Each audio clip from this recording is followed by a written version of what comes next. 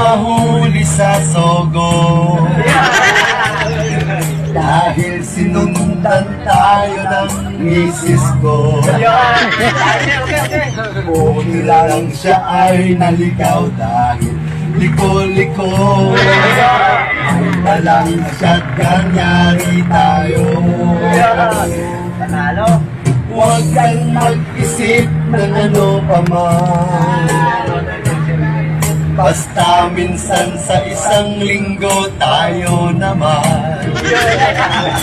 Huwag lang tatawag sa cellphone ko, aking mahal. Mamahalin kita maging akit ka man.